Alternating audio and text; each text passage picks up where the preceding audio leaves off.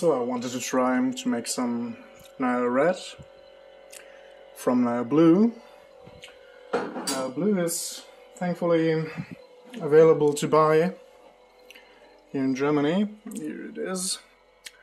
And you basically produce it by adding concentrated sulfuric acid to it and cook it up for a specific amount of time, and then you're left over with nileblue and nilered. And here I have this rod is filled with silica gel for chromatography.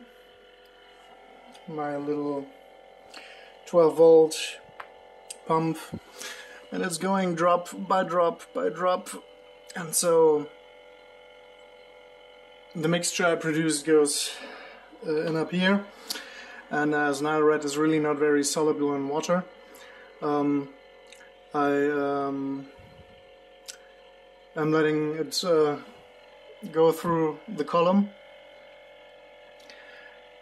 flush a lot with water so that everything else that is not that is just water soluble gets washed out, and afterwards wash with acetone. And that then leaves me with this here. So, in future I'm going to try to make nice membrane stains from it. Flues and membrane stains. Yeah.